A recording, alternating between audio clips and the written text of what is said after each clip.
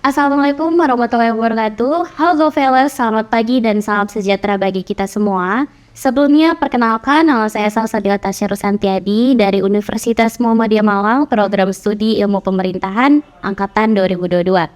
Di sini sudah ada dua rekan saya yang akan menjadi narasumber pada pagi hari ini. Boleh untuk narasumber saya untuk memperkenalkan diri terlebih dahulu.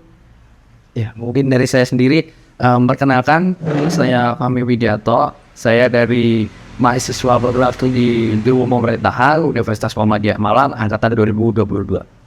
Baik, dengan saya, perkenalkan nama saya Devina Norenza Siadeca. Saya merupakan mahasiswi dari Program Studi Ilmu Pemerintahan Angkatan 2022 Universitas Muhammadiyah Malang. Oke, baik. Terima kasih untuk para narasumber saya yang sudah memperkenalkan diri.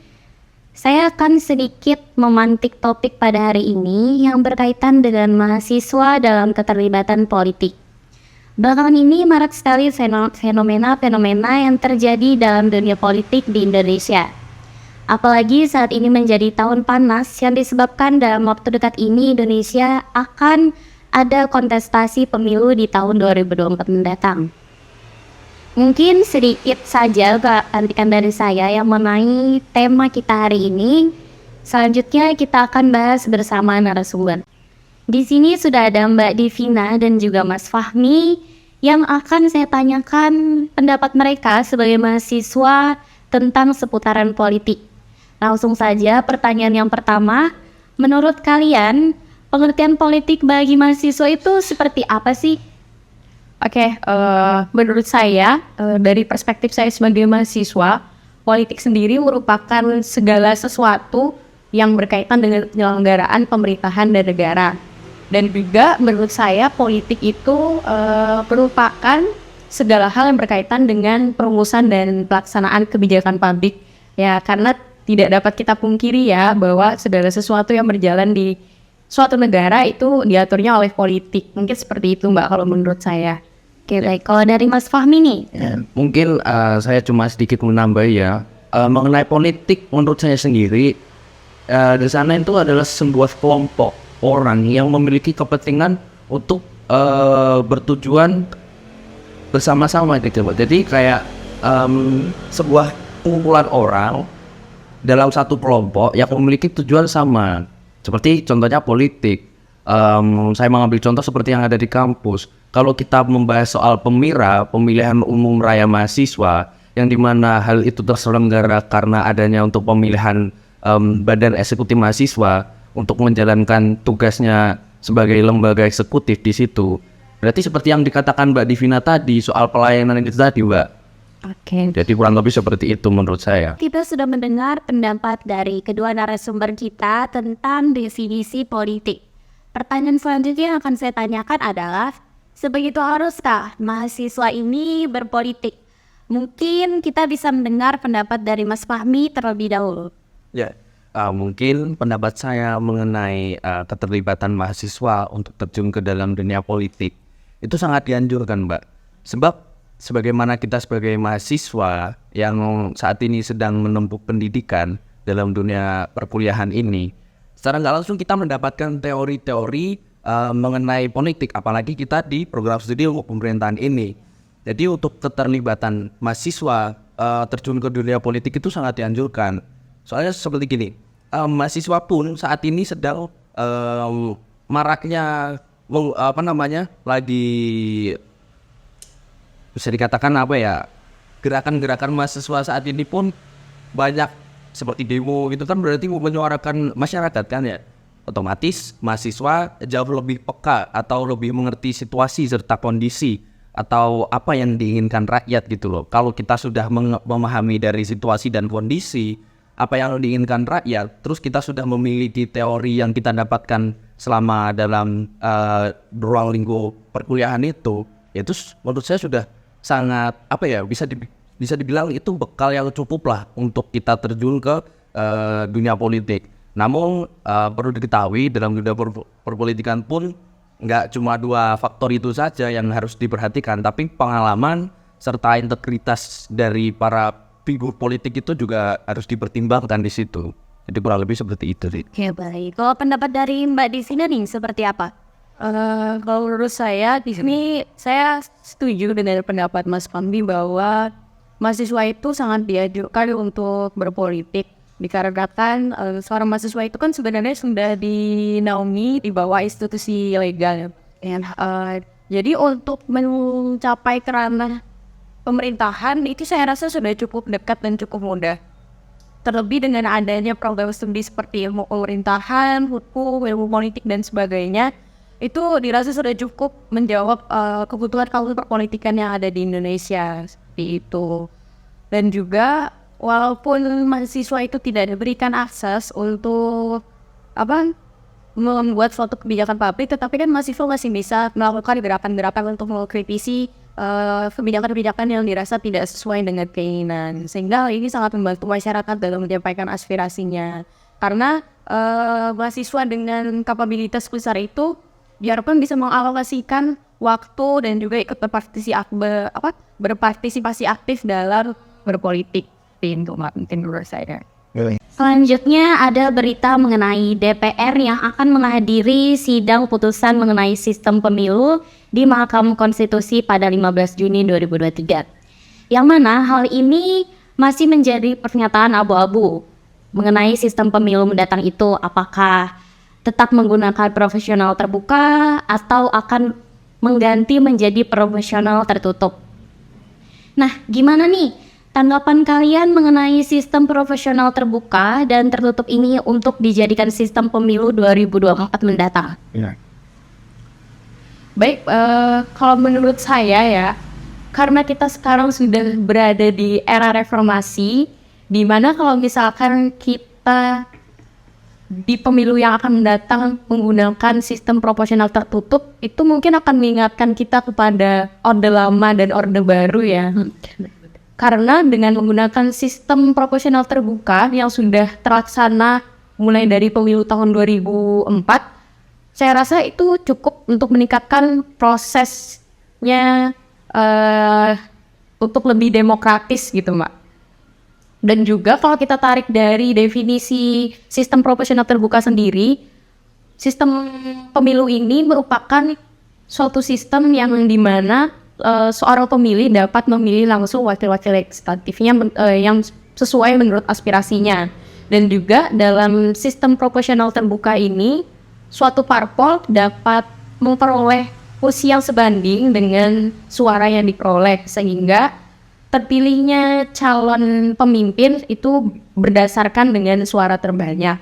Dan juga kelebihannya dari sistem proporsional terbuka ini ada banyak, dan beberapa itu bisa dikatakan untuk meningkatkan kandidat dalam memobilisasi dukungan massa untuk mencapai suatu kemenangan. Dan juga dengan adanya sistem proporsional terbuka ini dapat mendekatkan antara pemilih dengan kandidatnya, karena sudah dengan yang saya katakan tadi bahwa pemilih dapat memilih kandidatnya secara langsung gitu, Mbak.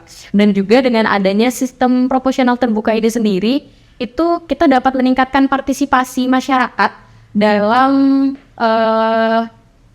meningkatkan kinerja dari parlemen dan partai politik itu sendiri. Mungkin seperti itu. Oke, terima kasih Mbak Divina. Mungkin dari Mas Fahmi nih, tanggapannya seperti apa? Mungkin tadi Mbak Divina sudah menjelaskan mengenai proporsional terbuka ya. Mungkin di sini saya akan membahas sedikit dari proporsional tertutup. Jadi dari proporsional tertutup ini sendiri bisa dikatakan pemilihan yang mana kita itu tidak bisa mengetahui kandidat calon legislatif yang bakal kita pilih.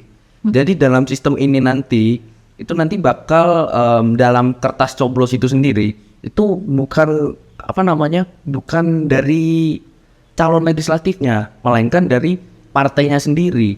Anggap ada berapa partai itu di situ. Nah, yang disodorkan kepada rakyat itu bukan calon legislatifnya, melainkan nama partainya.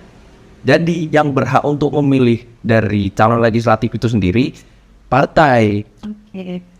Tapi hal itu tidak perlu diragukan kembali ataupun tidak perlu dipertanyakan lagi. Soalnya sebenarnya gini, karena partai politik itu terbentuk seperti yang saya jelaskan tadi, terbentuknya partai politik itu karena adanya keinginan atau kepentingan dari sebuah individu yang akhirnya menjadi satu dengan bentuk kelompok seperti partai politik itu tadi sendiri. Dan tujuan dari partai politik itu sendiri sudah pasti untuk rakyat. Mengapa demikian? Karena begini, karena tujuan partai politik ini sendiri karena untuk rakyat, sedangkan untuk mengendali atau bisa berada di posisi atas atau bisa dikatakan untuk merebut bangku parlemen. Jadi kurang lebih seperti itu dari dari politik itu sendiri. Dan untuk dari kelebihan yang saya ketahui dari partai dari proporsional tertutup itu sendiri banyak sebenarnya. Kayak mungkin karena kita tertutup, jadi kan tidak ada yang namanya kampanye. Berarti di situ kita juga mengurangi praktik politik uang di situ. Karena kalau kita bahas politik terbuka ya Mbak, dalam kampanye itu sendiri sering terjadi yang namanya politik uang. Jadi begitu. Jadi sedikit saya contohkan seperti banyaknya calon legislatif yang memang memiliki intelektualitas karena didukung dengan sistem proporsional terbuka, akhirnya mengakibatkan dari calon itu sendiri juga belum tentu memiliki modal untuk mengkampanyekan dirinya, untuk membranding dirinya. Akhirnya ada yang namanya kelompok investor. Kelompok investor itu sendiri yang mampu mendanai calon legislatif itu nanti. Tapi nggak segampang itu. Saya mau mendanai, tapi saya juga punya keinginan. Keinginannya apa? Karena dari investor ini sendiri mempunyai uang tapi kurang memiliki akses dalam pemerintahan karena kita hidup di Indonesia sebagai negara konstitusional. Jadi di situ investor ini sendiri simpelnya uang sogokan lah. Ini saya danai Bapak buat kampanye, tapi nanti kalau saya ada proyek ini Bapak lolosin ya. Kalau misal Bapak jadi kan kurang lebih kayak gitu ya. Untuk dari politik uang itu sendiri. Terus berlanjut dalam kalau semisal kelebihan dari proporsional tertutup ini tadi, karena proporsional terbuka itu pemilihan suaranya terbuka, akhirnya secara nggak langsung kita mencoblos di TPS, akhirnya di situ kan juga memiliki yang namanya anggota KPPS. Nah, kalau kita balik di tahun 2019 ada berita atau fenomena atau kasus yang mana ada 894 anggota KPPS meninggal setelah terjadinya pemilu itu karena menggunakan proporsional terbuka itu tadi. Nah, itu kan sangat disayangkan. Berita duka tersebut kan pasti tidak ada yang menginginkan gitu loh dari berbagai pihak manapun. Bukannya seperti itu kan, kalau lebih seperti itu. Ya. Tapi kalau menurut saya sendiri ya Mas, ketika Masnya tadi menyinggung masalah kasus di tahun 2019 itu, di tahun tersebut juga Komnas HAM itu telah mengadakan suatu diskusi terbuka di mana Komnas HAM melibatkan beberapa instansi terkait seperti KPU sendiri dan juga Ikatan Dokter Indonesia, Komnas HAM, dan juga dari pihak-pihak Polri gitu ya. Oh iya. Dan berdasarkan dari hasil survei yang didapatkan di saat diskusi itu dijelaskan bahwa anggota KPPS yang sakit setelah pelaksanaan pemilu itu berada di rentang usia sekitar 30 hingga 50 tahun. Sedangkan yang meninggal itu di rentan usia di atas 50 tahun. Hal ini menurut dokter KPU sendiri, Dokter Maya mengatakan bahwa banyaknya anggota KPPS yang meninggal ini disebabkan karena terjadinya pecah pembuluh darah jantung dan otak yang dimana ini dipicu oleh stres akibat mungkin kelelahan saat pemilu, ya seperti itu. Tetapi kalau kita balik mengenai syarat rekrutan yang diterapkan untuk menjadi anggota KPPS itu sendiri, selama ini cuma dijelaskan batas minimal yaitu 17 tahun, tetapi belum ada dijelaskan batas maksimal umur untuk menjadi anggota KPPS itu sendiri. Dan mungkin solusi yang bisa diterapkan kalau menurut saya itu bisa dengan melakukan perombakan atau pembuatan kebijakan yang mengatur tentang batas maksimal. Jadi kita bisa meminimalisir terjadinya kasus ini terulang kembali. Karena dengan adanya batas maksimal umur bagi petugas KPPS, mungkin kita juga dapat melakukan rekrutmen yang lebih relevan gitu Mas.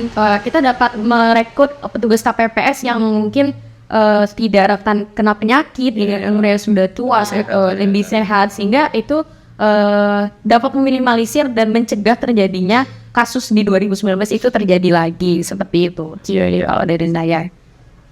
Oke, terima kasih. Dan mungkin untuk hasil putusan yang datang, kami hanya berharap apapun putusan MK mengenai sistem pemilu mendatang, semoga merupakan hasil yang terbaik. Amin. Dan pertanyaan terakhir nih yang akan saya tanyakan kepada Mbak Divina dan juga Mas Fahmi. Apa yang seharusnya dilakukan mahasiswa dalam menghadapi pemilu 2024? Baik, menurut saya sebagai mahasiswa dalam menghadapi pemilu 2024 ini, mungkin saya sedikit mengutip perkataan atau ucapan dari koordinator Divisi Organisasi Bawaslu Provinsi Jawa Tengah, Bapak Gugus Risdaryanto. Beliau mengatakan bahwa mahasiswa itu merupakan agent of change atau agen perubahan. Di mana dalam hal ini untuk menjaga marwah demokrasi, mahasiswa diharapkan untuk tidak bersikap apatis dan juga acuh tak acuh dalam menuju kontestasi pemilu yang akan mendatang ini, serta gerakan-gerakan mahasiswa baik itu dalam lingkup kampus, RT, RW, desa, kelurahan maupun kabupaten dan kota diharapkan dapat menjadi dukungan dalam terciptanya penyelenggaraan pemilu yang umum, bijaksana, jujur dan adil sesuai dengan aturan undang-undang yang ada. Dan juga dalam hal ini mahasiswa diharapkan dapat menjadi pemilih yang selektif dalam menentukan siapa pemimpinnya di masa yang akan mendatang. Selektif dalam arti mahasiswa dapat mengetahui apakah visi misi yang dimiliki oleh calon pemimpin tersebut sudah sesuai dengan apa yang diharapkan masyarakat atau mungkin seperti itu. Saya kira. Kalau dari Mas Fahmi sendiri nih, gimana tanggapannya? Oke, mungkin dari saya sendiri, seperti yang dikatakan Mbak Divina tadi, yang katanya bersikap apatis dan acuh tak acuh mengenai pemilu itu tadi, berarti itu kan salah satu tindakan golput ya di situ, ataupun tindakan tidak terlibat dalam pemilu itu tadi. Nah, antisipasi saya untuk mencegah hal itu terjadi, saya sebagai mahasiswa itu sendiri sebenarnya simpel, kayak sering-sering melihat berita atau melihat data analisis kompetensi atau seperti hasil survei, kan itu banyak di situ. Jadi kayak yang Mbak Vina tadi katakan, selektif dalam memilih calon pemimpin untuk meneruskan atau menjalankan marwah dari demokrasi itu tadi sendiri, memang harus diberlakukan selektif di situ. Jadi yang mungkin tips atau saran saya dari mahasiswa itu sendiri, sering-sering baca berita aja sih kalau untuk mengenai pemilu mendatang itu, agar kita tidak terjerumus ke dalam hoax atau tindakan golput. Mungkin kurang lebih kayak gitu. Oke, baik. Terima kasih Mas Fahmi dan juga Mbak Divina atas pernyataannya. Mungkin akan saya cukupkan untuk podcast politik pada hari ini yang bertema keterlibatan mahasiswa dalam politik. Sebelum saya tutup, saya akan menyampaikan kesimpulan saya mengenai pemaparan dari pandangan narasumber.